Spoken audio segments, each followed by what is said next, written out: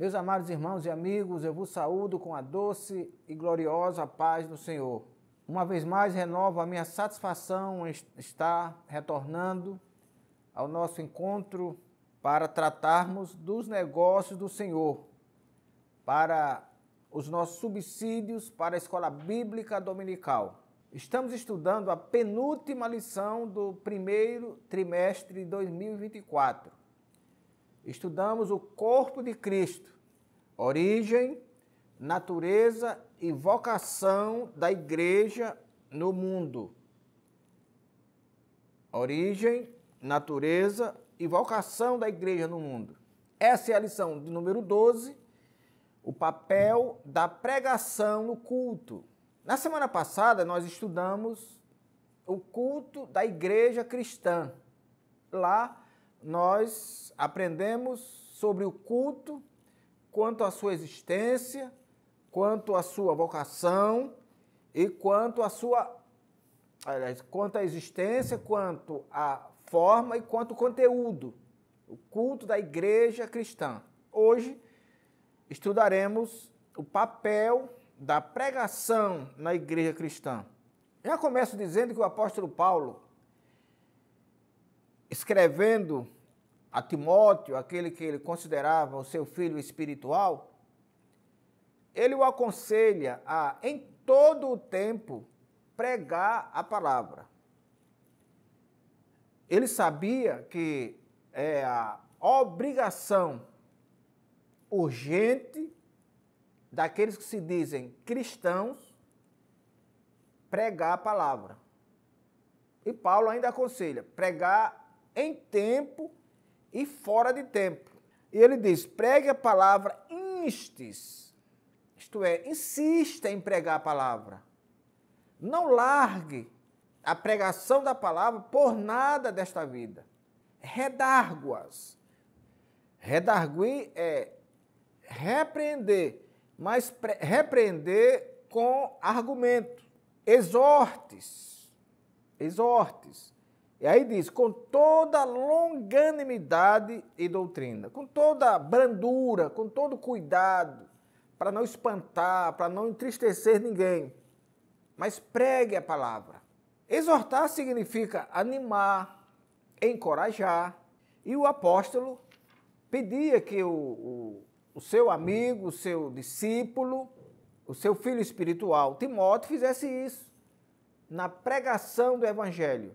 Eu já disse isso em outra vez, em outro vídeo, quando eu aceitei Jesus como Salvador, em 1981, no dia 26 de julho de 81, o meu irmão mais velho me presenteou com um livro escrito, salvo engano, pelo pastor Gesiel Gomes, que tem esse título aí, Pregue a Palavra.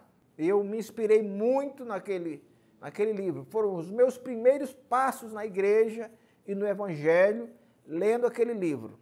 Pregue a palavra. E Deus me deu um pouco disso que eu aprendi lá no início da minha fé, de pregar a palavra. É algo que eu faço com muito carinho, com muito amor, com muita satisfação. E nós temos alguns exemplos da pregação da palavra mediante os seus efeitos. Alguns exemplos. Nós temos exemplos no Antigo Testamento e temos exemplos no Novo Testamento. No Antigo Testamento, eu posso me referir a Neemias. Quando a Bíblia diz, aliás, a Esdras, quando a Bíblia diz que ele encontrou o livro da lei e leu perante todo o povo. E eu vou ler esse trecho aqui da Bíblia Sagrada para você ver, meu amado irmão, os efeitos que a palavra de Deus causa no coração das pessoas quando ela é sinceramente pregada.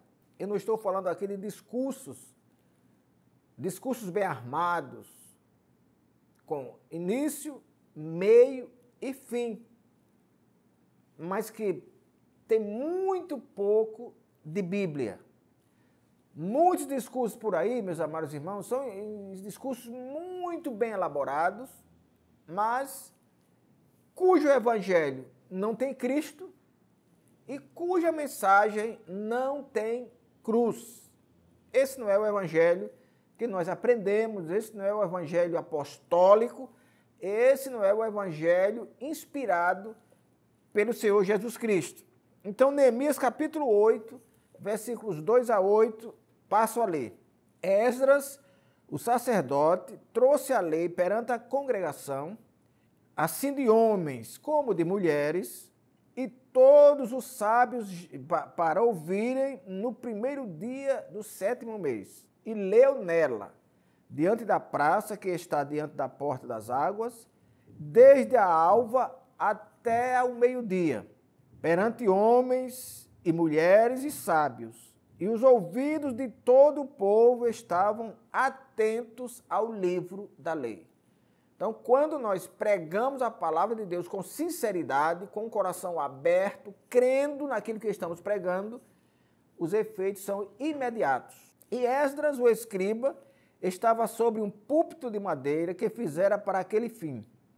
E estavam em pé junto a ele, à sua mão direita, Matitias e Sema e Anaías e Urias e Uquias e Maazéias, e à sua mão esquerda estavam Pedaías, Misael, Malquias, Azum, Asbadana, e Zacarias e Mesulão.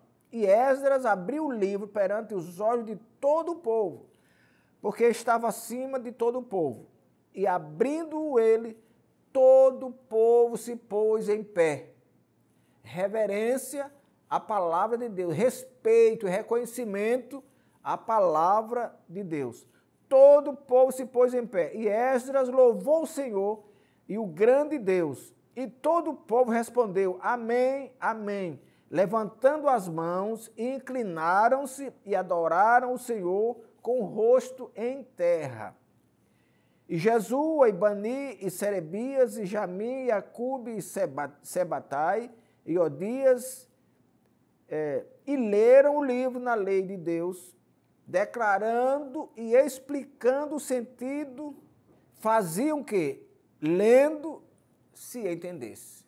Então está aqui a Bíblia, a lei na época, nós não tínhamos aí o Novo Testamento, a Torá, e despertando a fé, a compaixão, o amor, o apreço pela palavra de Deus.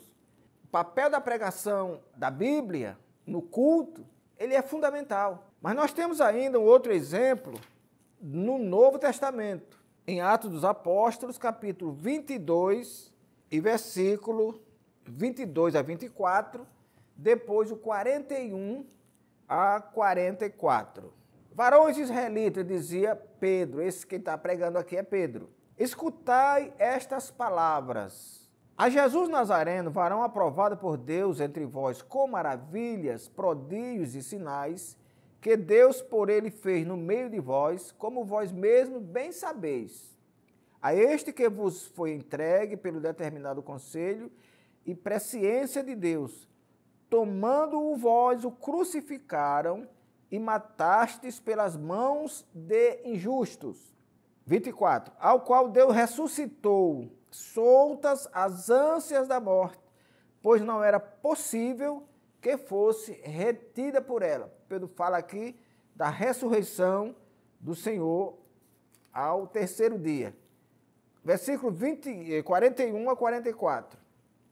De sorte que foram batizados os que de bom grado receberam a sua palavra, e naquele dia agregaram-se quase 3.000 almas.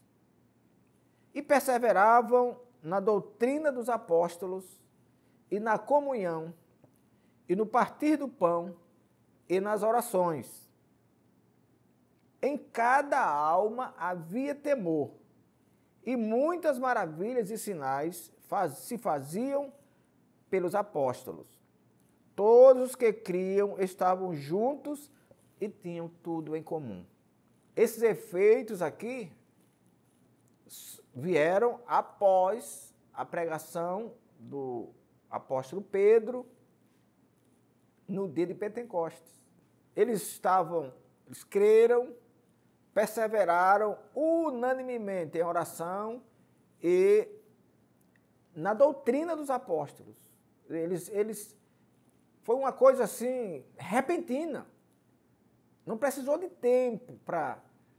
Porque a gente sabe também que a conversão progressiva, mas aqui foi repentina. As pessoas aceitaram ao ouvir Pedro pregando e naquele dia quase 3.000 almas foram agregadas à igreja. Portanto, meus amados irmãos, ouvintes, que nos assistem, professores da Escola Bíblica Dominical, superintendentes da Escola Bíblica Dominical, vocês que gostam da palavra de Deus, esse é o caminho da igreja. Valorizar a pregação da palavra no culto. O que a gente vê muito hoje é muito barulho e pouco produto. Muito discurso e pouca palavra. E muitas vezes pessoas que colocam-se no lugar onde Jesus deveria estar. Porque nós sabemos que toda a pregação da palavra de Deus deve ter Cristo como o centro, que é a chamada pregação cristocêntrica. E que essa mesma pregação deve ter o pecador como alvo. Ora, por exemplo, pegar um dia de domingo, um culto público, onde estão ali pessoas crentes e não crentes, e não levar uma palavra de salvação, é um erro, é uma perda de tempo. A gente vê que muitas pessoas estão em pleno domingo pregando para a igreja, quando deveria estar pregando para as pessoas que estão ali, que estão ouvindo.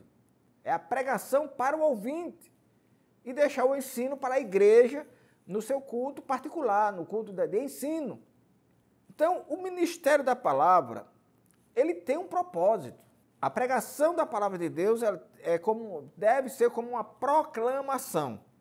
É um ministério, é algo sublime, é algo que, com toda a sua força, deve alcançar as pessoas. E a palavra de Deus, ela é a espada do Espírito, e apenas ela pode convencer o homem dos seus pecados. A Bíblia diz que a palavra de Deus é tão poderosa que ela faz divisão entre a alma e o espírito. Ela é tão poderosa que ela reconhece as intenções dos corações. Ora, perder tempo, gastar tempo sem pregar a palavra, isso é um descompromisso com a obra de Deus. Aliás, é um descompromisso com o dono da obra de Deus, que é o nosso Senhor Jesus Cristo. A Bíblia fala de um caso, em Atos capítulo 16, versículo 14, de uma senhora rica, vendedora de púrpura, chamada Lídia. A Bíblia diz que enquanto ela ouvia a palavra de Deus, abriu-se o coração. Não é o discurso longo ou curto que abre o coração de alguém. Não é o palavreado bonito ou feio que abre ou fecha o coração de alguém. Não é o tempo que abre o coração de alguém. É o poder da palavra. É esse poder que eu acabei de dizer, que vai na divisão da alma e do espírito. Essa palavra que ela consegue, ela tem o poder de nos fazer ficar nus diante de Deus, sabendo que tudo o que fizemos foi contra Deus e que, portanto, estamos desagradando a Deus, o Criador, aquele que nos dá tudo, que nos oferece tudo. Então, é a palavra pregada que abre o coração de alguém, como abriu o coração de Lídia. E a Bíblia diz que Lídia aceitou tanto essa palavra, que ela abriu as portas da sua própria casa para fazer reuniões ordinárias da palavra de Deus, ou como o que nós chamamos hoje, um ponto de pregação na casa de Lídia, ou mesmo uma igreja na casa de Lídia, de tanto prazer que ela recebeu a palavra.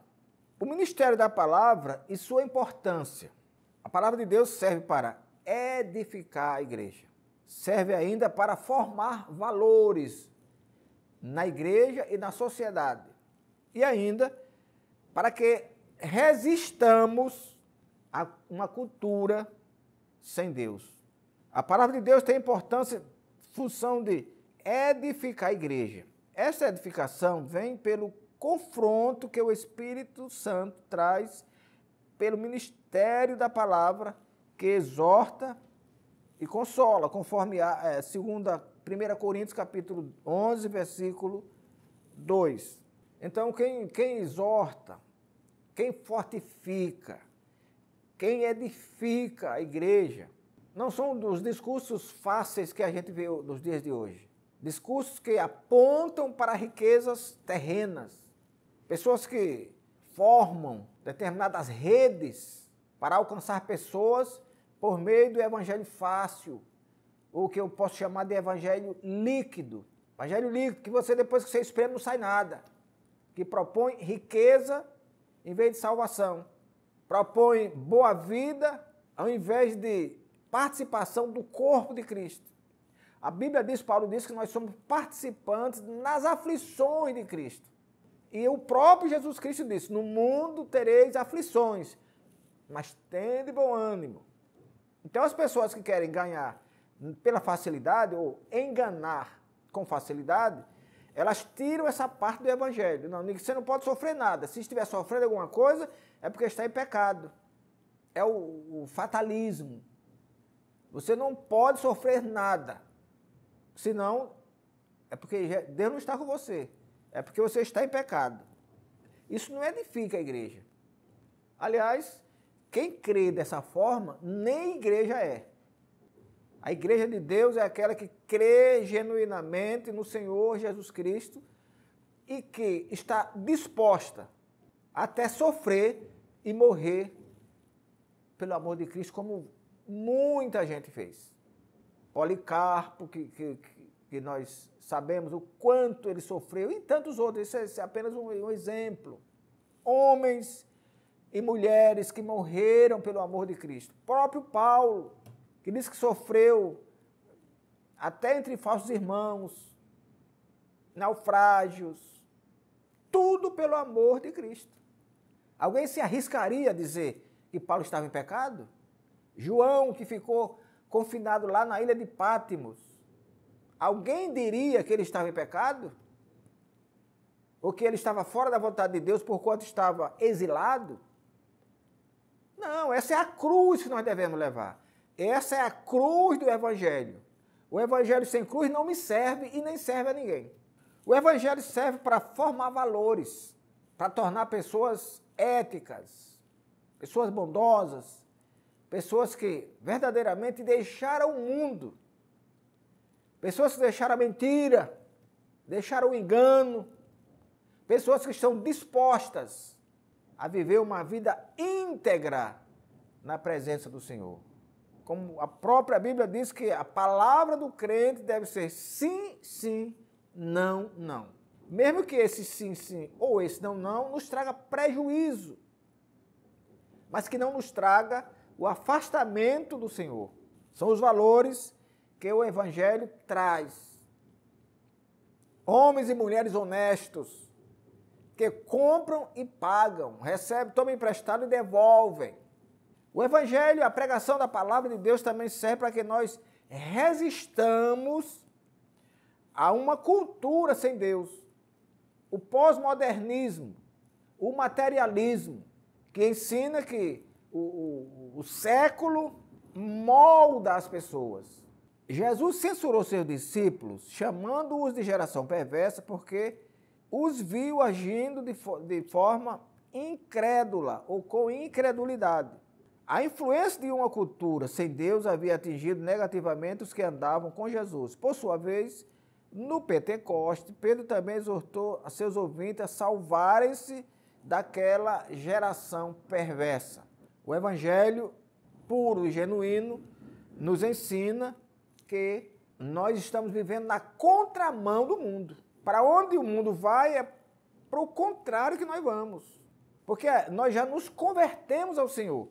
E conversão é exatamente isso, é trocar o rumo, mudar de direção, inverter a caminhada. Se alguém está na direção do mundo, está errado. E se não se converter, para o céu não irá. Resistamos, pois. O Evangelho é a nossa arma. A palavra de Deus é a nossa arma, para que nós, baseados nela, possamos resistir os dias maus, como diz o apóstolo. E depois, havendo feito tudo, ficar firme. Eu quero ler com vocês alguns versículos aqui na carta de Paulo aos Efésios, no capítulo 6. No demais, irmãos meus, fortalecei-vos no Senhor e na força do seu poder. Revesti-vos de toda a armadura de Deus, para que possais estar firmes contra as astutas ciladas do diabo. Porque não temos que lutar contra carne e sangue, mas sim contra os principados, contra as potestades, contra os príncipes das trevas deste mundo, contra as hostes espirituais da maldade nos lugares celestiais. Portanto, tomai toda a armadura de Deus, para que possais resistir no dia mau, e havendo feito tudo, ficar firmes. Estai, pois, firmes, tendo cingidos os vossos lombos com a verdade, e vestida a couraça da justiça.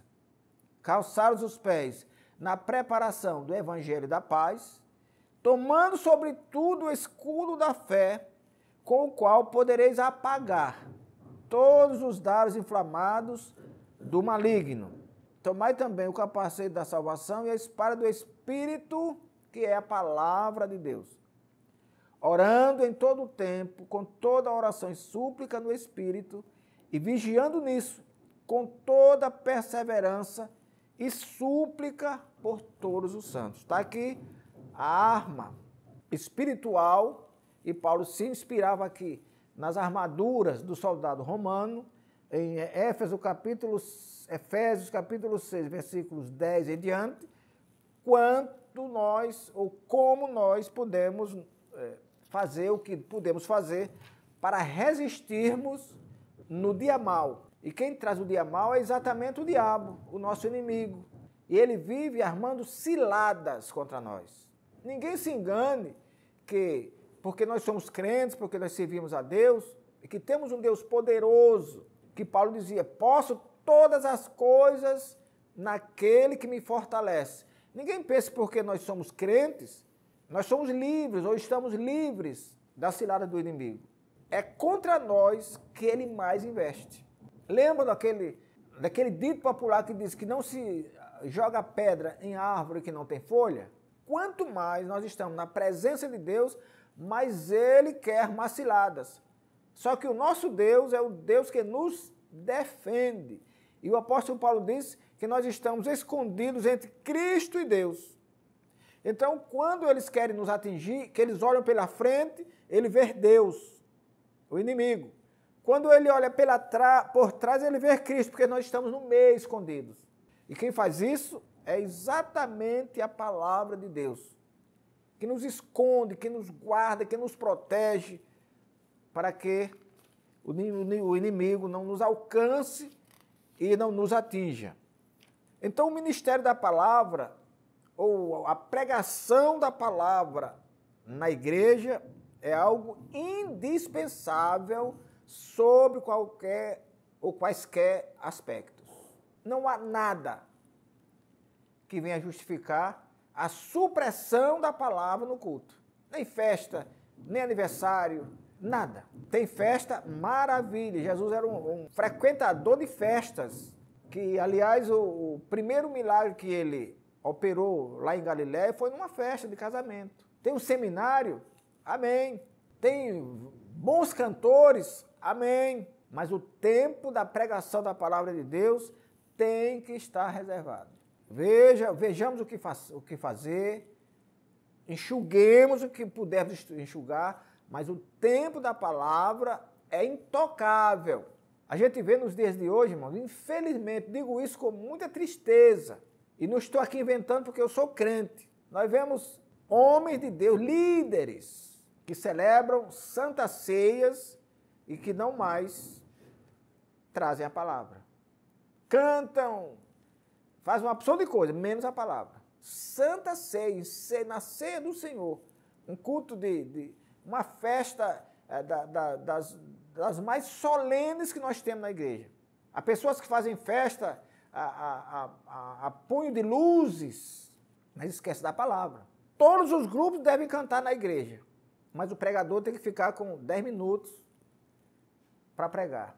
Mas isso é irracional. Onde é que está a lógica bíblica disso? A orientação bíblica disso? Os grupos, que muitas vezes podem ficar entristecidos, o cantor que está ali convidado, se não der para cantar 2, 3 hinos, vai ficar entristecido. Tem grupo que, por se achar mais importante, quer cantar 2 hinos, porque não pode ficar tristes no final do culto. E o teu Deus vai ficar? Quando você esconde a palavra, quando você negocia o tempo da palavra, quando você negligencia o tempo da palavra, será que Deus não fica triste? Será que o Espírito Santo se agrada disso? Ou você precisa ou faz tudo para agradar as pessoas que estão aqui e não percebe que o dono do culto foi desagradado? Pense melhor na direção do seu culto. Pensemos melhor na direção dos nossos cultos. O tempo da palavra de Deus é inegociável. Está aqui. O papel da pregação no culto. Se não houver cantor, se não houver músico, o culto acontece. Quantas vezes a gente fez e hoje está meio fora de moda, mas quantas vezes a gente celebrou cultos ao Senhor nas praças públicas sem nenhum músico, sem nenhum instrumento musical, mas o culto acontecia. Agora vá para a praça, só cantar e cantar, para ver quem é que vai convencer, quem é que vai abrir o coração do ouvinte. Porque Lídia abriu porque ouviu a palavra. Lá no Antigo Testamento, as pessoas ficavam de pé, levantavam as mãos, ouvindo a palavra pelo sacerdote Esdras. Não consta na Bíblia que as pessoas são transformadas por uma música. Não consta. A música ajuda, mas quem transforma é a palavra. Podemos fazer culto sem músico, sem instrumentos. E Jesus pode salvar. Agora, é quase impossível o produto de um culto sem a palavra. Então, se é a palavra, não é a pessoa que está pregando. Quem deve aparecer não é a pessoa, não é o nome da pessoa, não é a figura que está ali. Não é o cargo que ele ostenta na eclésia. Se ele é apóstolo, se ele é bispo, se é reverendo, ou se é pastor, ou se é presbítero. Não é isso. É que a mensagem seja cristocêntrica. Outro exemplo está em Atos capítulo 8, versículo 5, quando o eunuco se encontra com Filipe. Ele está lendo. Filipe pergunta, você está entendendo o que leu? Ele diz, como é que eu vou entender se alguém não me ensinar? Ele estava lendo, e aí o Senhor mandou que Filipe embarcasse na carruagem que ele vinha. E Filipe começou a pregar a palavra a ele, palavra de Deus. E quando eles iam andando, tinha água à beira da estrada. E aquele que havia vindo lá da Etiópia adorar em Jerusalém, ele pergunta a Filipe, aqui tem água, o que impede que eu seja batizado? A palavra que Filipe pregava, a primeira que ele estava lendo, e que Filipe esclarecia ele aí se convenceu de que haveria de ser batizado. Foi a palavra. Então, quem negligencia a palavra no culto está promovendo o atraso, porque a Bíblia diz que ele só virá quando a palavra for pregada a todos os homens. Então a palavra deve ser cristocêntrica e deve ser bíblica. Não se pode pregar o que não está na Bíblia, o que infelizmente está em voga hoje também. Psicólogos, psicoterapeutas, que não tem nada a ver com profissionais, agora estão inventando um evangelho paralelo para ganhar as pessoas para aqui. É o evangelho paralelo. E que Paulo diz que se alguém vier com outro evangelho, não ouça, que seja anátema. Mas profissionais estão criando um evangelho paralelo para dar boa vida aqui e que o céu passa a ser detalhe. Então não podemos negligenciar, não podemos deixar que os cultos andem, que a liturgia passe e depois haja 15 minutos, 10 minutos, para que as pessoas ouçam o evangelho e aceitem a Jesus. Porque a pregação do evangelho é para que Jesus seja conhecido. A pessoa que vai salvar a sua alma. Se o evangelho não é pregado, Jesus não é conhecido e as pessoas não vão ter os seus pecados perdoados. Porque ele diz, eu sou o caminho e a verdade e a vida. Ninguém vai ao Pai senão por mim. Se eu não prego aquele que é o caminho, por onde eu devo caminhar, por onde as pessoas devem caminhar, então as pessoas não caminharão. E é como Paulo disse, como ouvirão se não há quem pregue? E como pregarão se não forem enviados? Se eu não prego, as pessoas não ouvem. E se não ouvem, não terão os seus pecados perdoados. Se não têm os seus pecados perdoados, terão travado o caminho para o céu. Isso só pode ser feito por meio de uma pregação genuína, bíblica, que reflita os valores do reino de Deus. Para isso não há atalhos. Numa cultura cada vez mais hostil à fé cristã, a igreja necessita proclamar as verdades do reino por meio da poderosa pregação da palavra de Deus. Que o Senhor, nosso Deus, nos abençoe e nos guarde e até o nosso próximo encontro. Inclinai os vossos ouvidos e vinde a mim, ouvi e a vossa alma viverá.